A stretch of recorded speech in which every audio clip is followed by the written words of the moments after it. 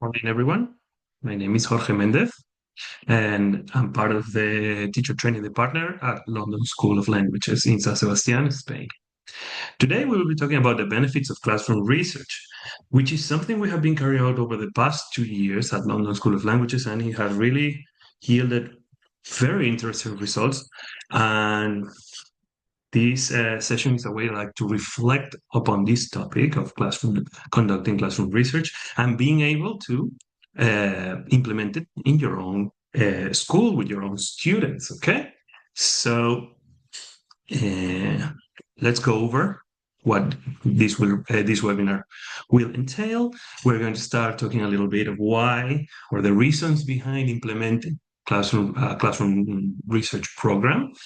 We're going to talk about our own experience or why we have decided to start it and how, in a sense, under the figure or the structure of the London lab, or that entity we have created in our academy. And we're going to go over some of the benefits of conducting classroom research very broadly, like overall sense, focusing on our students and our own teaching context before we come up with some conclusions about how to implement this similar program, okay, at your own schools, things to take into account.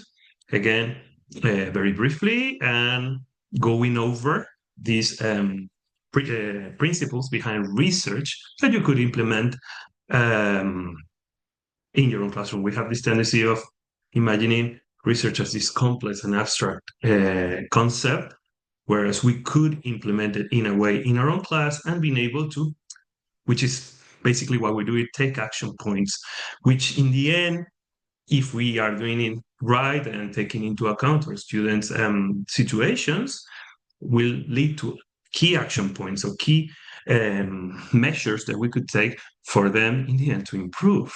Okay. Um, a little word of warning.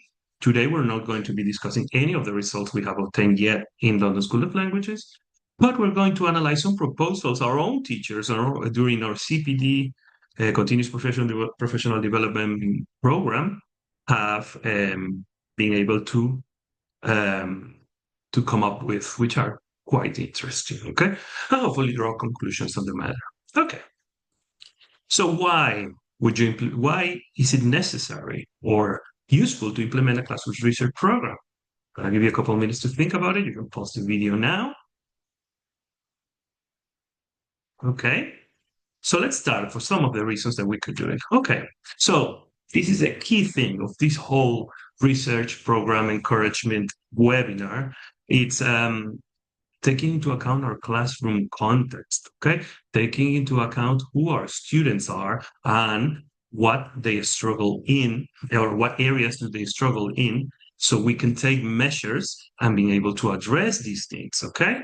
And this all stems from outdated classroom studies. If you find any bibliography written a long time ago, or probably not, doesn't necessarily have to be old bibliography, sometimes these classroom studies are conducted in university settings and with very large number of students with different backgrounds that may not reflect who we are dealing with, really. Okay. We all have different teaching contexts and they might differ from our own teaching classroom. So in a way, we can not customize it, but address our own needs. Okay. Based, of course, on evidence and published material, but try to streamline it a little bit into our own reality. Okay, because what happens is that sometimes um, teachers might take all those conclusions from previous studies, like they assume that's the only way of teaching, and that's not necessarily the case, especially with varied teaching groups that we might and teaching contexts that we might be dealing with. Okay, so a good teacher should base their actions on these principles that have been demonstrated over the course of many years. Okay, and evidence obtained from these experiments that we can conduct. Okay. That's why at our school, which is a CELTA training center, the CELTA Teacher Training Center, here at the teacher training at London School of Language, we decided to carry out some research using our own teaching context with our own students and then be able to take action points which address the uh, what we have found out in this, you could call it experimentation. So why does context matter? Okay, so you might be dealing with local learners. In our case, we are based on the Basque Country, so we that adds one very key variable to our students. We don't deal with bilingual or wanting to be bilingual students. We sometimes deal with trilingual students. So probably that adds something to the mix. In that case, we have rural students who live in rural areas or city or urban areas. Sorry, excuse me.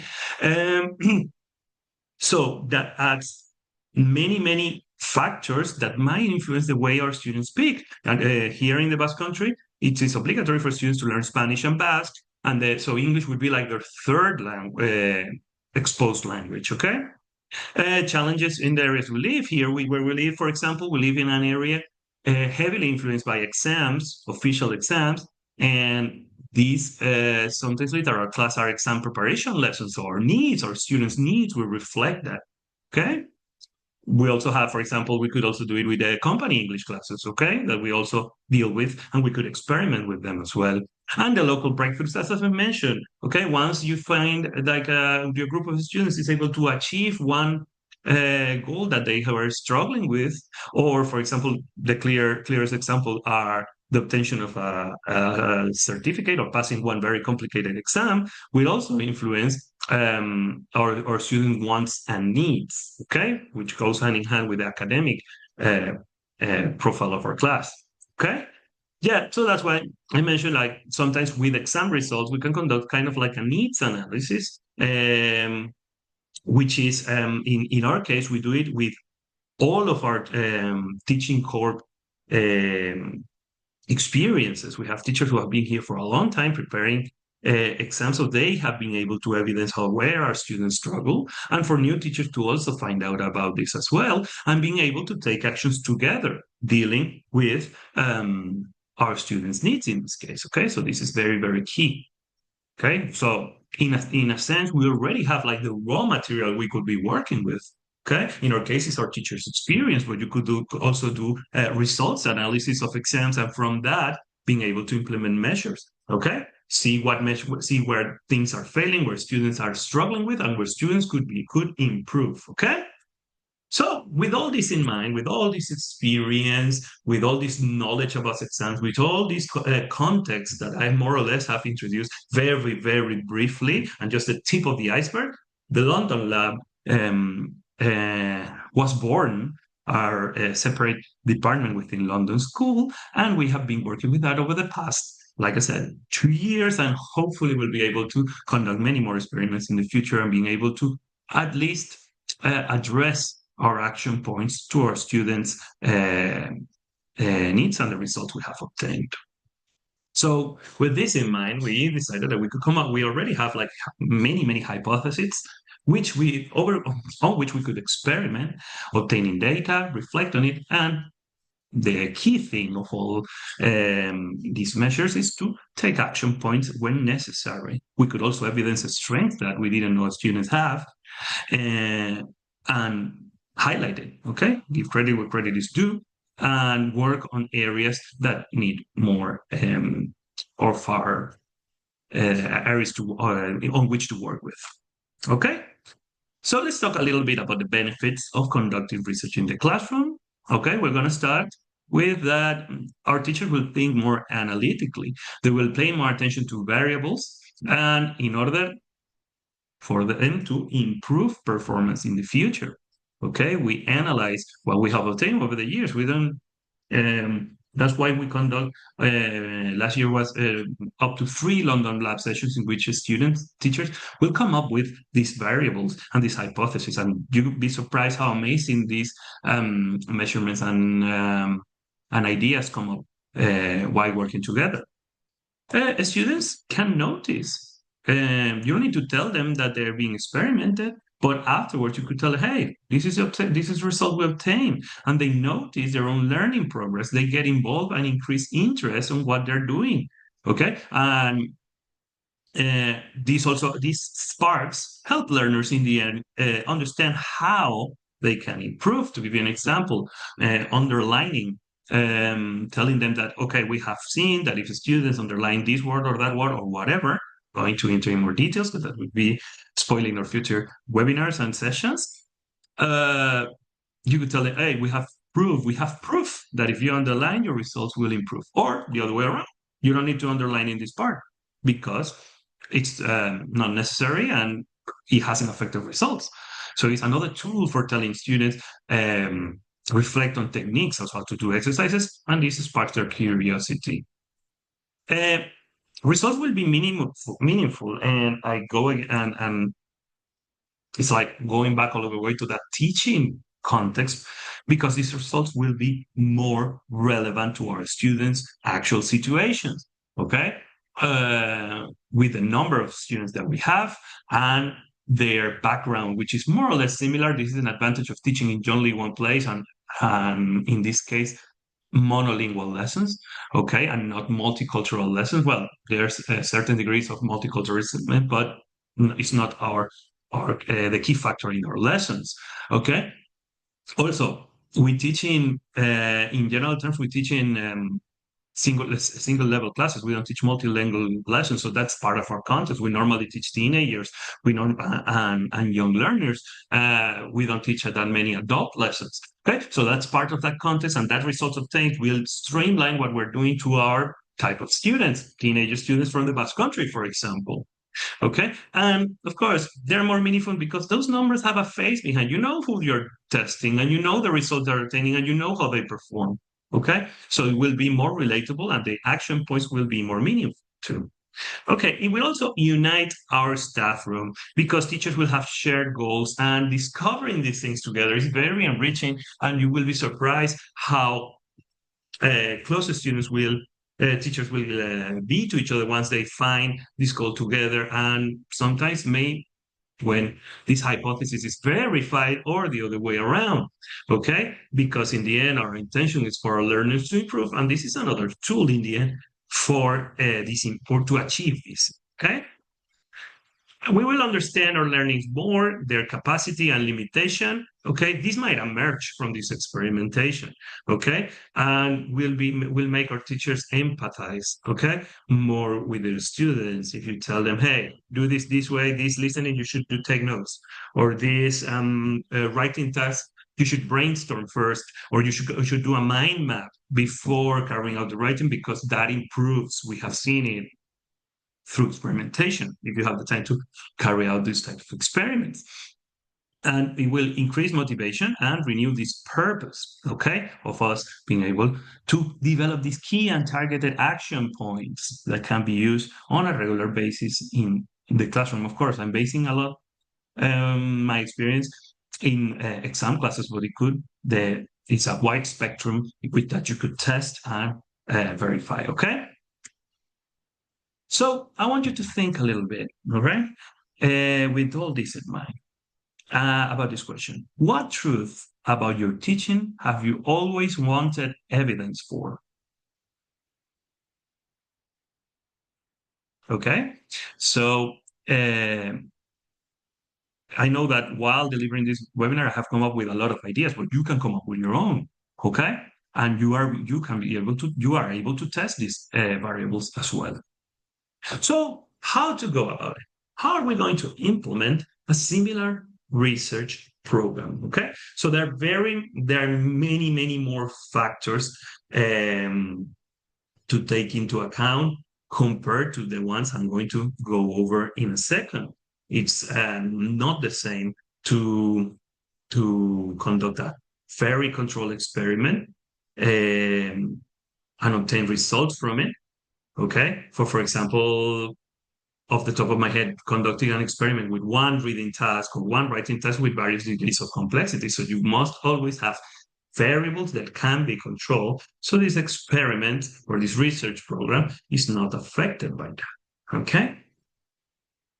So how are we going to go about it? First thing we need to take into account is having a control group. Okay? So one group will follow the classroom routine and then we're going to compare the results, okay?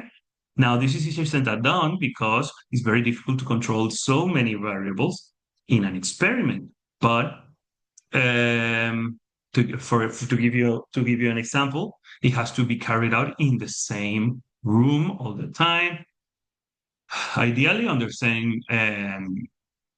temperature conditions, or sort of the same weather conditions, not that cannot be said, but at least at the same time, okay, with the same group of learners at the same time of the lesson. If you're going to do it at the beginning, do it all the time at the beginning, which is in general better to start an experiment at the beginning of the class, because if you do it at the end of the class, they might be influenced by the class they have already learned, which is something very difficult to control as well, because each student has their own context. They all come from school and they're all tired. They all had lunch, but they all have different classes. They might be in different groups. So this is a very difficult variable to control. In an ideal world, it would be you isolate a group of learners in a place, and then you would test a very same early in the morning. They are all staying in the same place. They all have the same routine in the morning. So the control room will vary, but in general terms, will depend on most of the things I've been mentioning on your teaching context.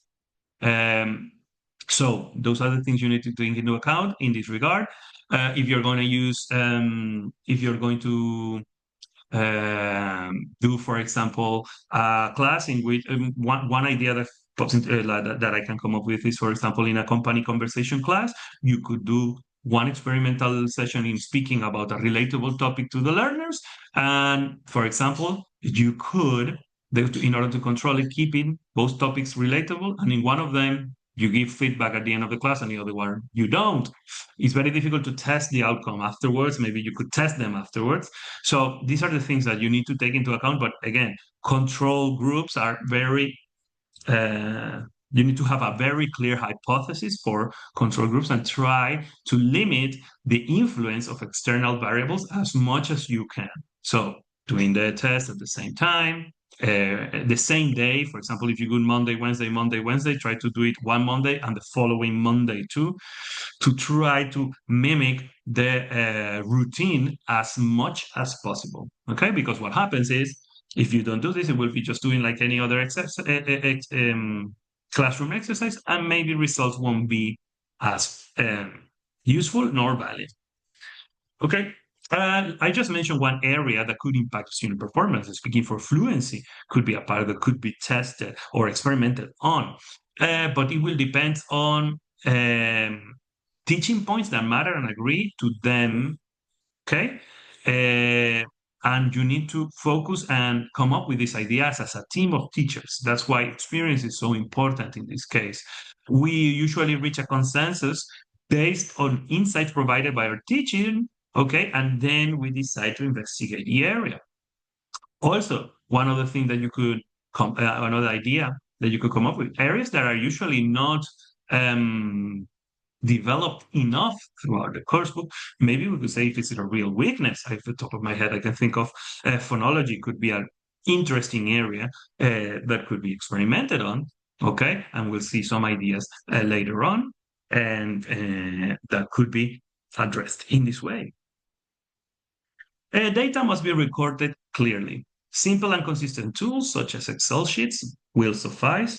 Probably you could encourage in your company to develop the knowledge on these research tools for whatever entails. In this case, to give you an example, using formulas and tables and columns, etc. Because the thing is, the idea is, and we'll see it in a second, is to encourage teachers to participate in the data obtention, okay, the obtention of results, and then for them to also take part in the recording of these results, okay? So being certain degree of proficiency in this type of tools will be necessary. One thing that we have seen, and this is a very, very important variable to control in our experiments, is that you shouldn't tell students beforehand that they are going to be experimented. Of course, it ruins experiment. It's it's always odd that day that you are going to experiment with your students because it's like, okay, this doesn't look like any other exercise. Why are we doing it? Are we being tested? Is this are we going to get the results from this test, which is not necessarily useful in that case, given the result, maybe. So it's just try to keep it as natural as possible. Okay, guys, we're going to start with this exercise. Just do it. A couple questions in the end to see if we can correlate these two things. And the results afterwards, it would be interesting. As I mentioned earlier, one of the benefits of classroom research is the increased motivation in your students and telling them the results. Hey, listen, we conducted a study. Well, throughout all the students at London School, that students should um, I don't know, should practice more pronunciation of these sounds. And these are the results we're saying here. As you can see, they can't pronounce this sound, and we're going to take a measurement. And so that really motivates them. And it has been really enriching throughout London School. And when we discuss the results we have obtained, there will be more information on the matter and how students can be involved in this experimentation process. Excuse me. It is very important to control these variables by setting deadlines, okay? Because if you set a timeline for your experimentation process, that timeline needs to be respected because it will be another variable to take into account if one group takes way longer to do these experiments, okay? All teachers should finish or should complete this experiment more or less at the same time, and then these results should be analyzed as a team. The teaching staff should participate in the analysis, not only in the delivery of experiments, because it will lead to conclusions or results analysis. Okay, just like a regular experiment would. Right, and here I believe this is the most important thing I have spoken throughout this aspect, but conditions should be stable for both control and experimental groups. Notice that I say stable and not the same because it's very difficult to come up with the same conditions. Don't get me, for example, in a exam-based context, it's very difficult to give condition states in regard to the test because you cannot use the same test twice. What you can do is different groups using the same test. In that case, you could do it in that regard. To this group, you tell them to do this, to take this action, to take another action, or to take another action. But it's very difficult to control it because of our own teaching context. Okay, that's why we mention stable and not the same conditions. Okay. Yes, variables that should change are the ones that you are researching. Okay, if you're using two tests, that's a variable that changes. Okay. And of course, as I said, it's easier said than done. And these simulations should be as similar as possible. And the more similar they are, the more reliable our results will be. Okay, so these are some things to take into account, okay, when coming up with these hypotheses and ideas for future experimentation. Okay, all right, so this is the part that I'm most proud of the work we've been conducting in London Lab Research, in London Lab, because here we can see the research proposals that our own teachers have come up with.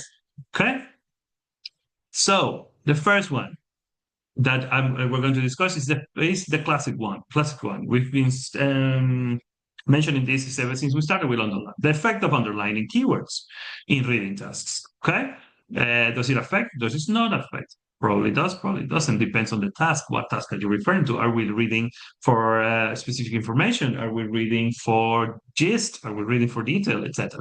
Okay, so this is something that could be assessed very, very easily in our classrooms. Okay. The next one, this is something that we've mentioned. I don't know if you're familiar. I guess you should. You're familiar. You might be familiar with the structure of listening tasks in official exams. If you compare, for example, Cambridge exams, you listen to the same recording twice, whereas in TOEFL exams, for example, you are encouraged to make notes when you listen only once, and the questions are not so specific, but more or less more general questions about the listening extract that you have listened to. So does the note taking have any effect on these results? The first time you listen, you take notes. The second time you answer the questions. Okay. So this is something that I found it really interesting because nowadays we live in a world in which everything is digital. So nowadays, computer-based or digital exams is more difficult for students to use a typical note-taking process that you used to do in their exam booklets in beforehand in paper-based exams. So this is something interesting to research. Does this affect results, or as another factor that distracts our students from obtaining results? Okay. The same with vocabulary retention. Okay, while you're in class, is it necessary to tell them, okay, you need a notebook to whenever there's new vocabulary, you need to make a list of new vocabulary. Sounds intuitive enough. We encourage to do it, but if this so, is this so? Is this so? Do the students do it at their own school? Do they make notes to retain vocabulary? Is it better to use, I don't know, another resource, for example, visuals in the middle of the classroom? Okay, so this is something interesting that could be tested. Okay, because again, it sounds intuitive enough. We should tell students to take notes and to have a vocabulary notebook. But is this so? Okay, and what better way to test it with our own teaching context? Okay. Okay, processing the multiple options in listening long test. Okay, nice. You're going to take a look at this listening task.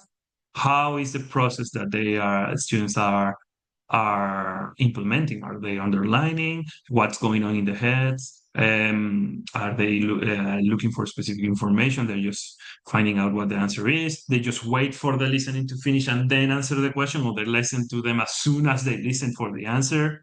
Okay. Do they fall for distractors, which is one of the things that is typical in this type of exercises? Okay. So that is something that we could take into account as well. Mm-hmm. This one is interesting. The schwa pronunciation at different levels. It's interesting because this one resounds really strongly with our teaching context. We are teaching Basque and Spanish speakers, where weak forms in these two languages are nearly non-existent. Everything is pronounced. It's a syllable-based language, so everything is pronounced the same. So students usually, instead of saying have to, they always say have to. For example, with the whole with not using any weak forms at all. So this could be tested. This one sounds a little bit tricky because how are you going to assess results? Do you pronounce or do you not pronounce? It could be like a yes, no, um, uh, a yes, no study. And from that, you draw conclusions and what action points you could take. Again, sounds intuitive enough. We shouldn't neglect pronunciation at all levels. But well, let's test it. Okay, let's test it. Let's see how students are able to reproduce sounds, how are able to reproduce uh, sounds and words when they are practicing pronunciation. Okay. Next, exploring. This one is interesting because now this is the most streamlined proposal that we received. And it goes like exploring the impact of repeated listening on comprehension and gender differences in language learning. Oh, that's a mouthful. Let's analyze it bit by bit. So, from the looks of it, these teachers want to assess if listening again to a recording affects the result of a listening comprehension exercise. And if is there a difference between gender, this is another thing, I haven't mentioned it before, but is there any difference in gender in terms of reading tasks? Okay. Or listening tasks. Is there that do they obtain better or worse results? Okay. So this is another thing you could take into account. And finally, we have the studying the impact of homework on students' grammar and vocabulary retention. Very interesting as well. Okay, it would be interesting to carry out this experiment because you would have a group of students and then tell them that some of them will receive homework and some of them won't. So the ones who are not receiving any homework, of course, it will be way more fun for them and maybe not so enjoyable for the other group. And then test them. Okay, test these grammar or these grammar points or the vocabulary items to the group with homework and without homework. That would be another interesting aspect to study. Okay. Okay, the same applies with exam testing. Do I use exams based on a real exam? Okay, or will results that would be like a more long process project I can think of. Do I use exam throughout the course, official exam throughout the course, or do I design my own exams, or I come up with my own exams? Could be another interesting idea to test. Okay. So hopefully with this, I've been able to spark some interest in you to carry out research projects in your own schools. Okay. All right. So we arrived to some conclusions here. I'm going to stay a little bit going over some of the things that we have mentioned throughout today's webinar. Okay. And we're going to start by this reflection. So classroom research helps us see what actually works in our teaching. It gives us clearer insight, stronger collaboration within our staff, and more confident decisions. Okay, this is the key thing because we're taking into account the teaching context that we're in, our students' needs, our students' strengths and weaknesses. When we study our own students, our teaching becomes more accurate and more effective. Okay. So going back, our own context gives us the most useful evidence, and this is the key takeaway from today's webinar. Okay, I'll go back to one of the first slides that we went over that I mentioned that most of the research is done in different type of lessons. I'm not going to go through specific on what type of groups that other researchers are using, but we could streamline into it. Another thing you could do is actually read published material by teachers are all around the world, and then adapt it to your own teaching context. Okay, without you know without this representing a huge toll on your workload. Okay, because in the end, these people probably do this in a different situation, and it's part of it's, it's part of their everyday jobs.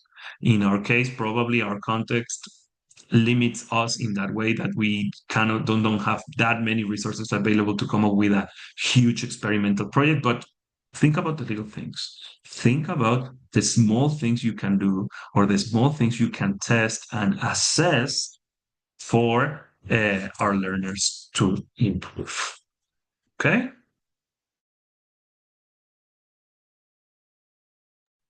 Okay. Moving on. Students are more engaged when they're part of the process, and this is true. This is true because you're telling them, "Hey, we just find out that you don't need to do this for your results to improve." Oh, that's a relief because I've never used it, and I felt like my results were not as good as they should be because I spent too much time doing this or doing that during the test. Okay, and I go back to some of the ideas that we mentioned. For example, note taking. Oh, I've been taking notes my whole life, but every time I don't take notes, my results improve. Okay, so that is another key aspect that you should take into account, and will lead to students improving. Okay, this shared process strengthens the teamwork within your school and increases motivation. Okay, this is something that we have been able to evidence. You'll see that in future sessions regarding London Lab, the results we have obtained. We're really happy because it's nice to be on the same page. And then these notions can be tested again. There's no reason why we test one thing today and in 4 year times, okay, let's see if this is still true. Because remember, our context is always changing. Our students are always changing. They have different programs at school. They have different ways of teaching. The students are becoming younger and younger in terms of obtaining official certificates, etc. I can think of many other ways in which, why not? Let's test that again. Let's see if it's true that note taking has an effect on listening. Okay? So this is something food for thought, as we say. Okay, and we need good data, consistent procedures, and the involvement of all the team to uh, tame valid results or relatable results.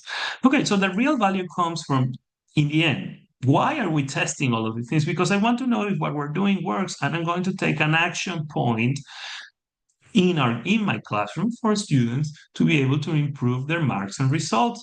This is something that you should take into account. Okay, these action points in the end are why we do everything. Okay, informed decisions that might lead to better results. Okay, so thank you very much. Thanks for listening. My name is Jorge Méndez Frique. You can contact me at this address if you have any questions. Okay, it has been a real pleasure to go over this topic, and I really hope that I have sparked some interest in you for you to start your own research projects at your school and take into account that essential teaching context that we find ourselves in every day of our lives as teachers. Okay. Now it's my time to remind you. Okay. So, yeah, part of London Lab and the London Teacher Training. It's time to remind you that our next webinar will be on Friday, 13th of January. So that will be next year, 2026, with our dear Sam Denham.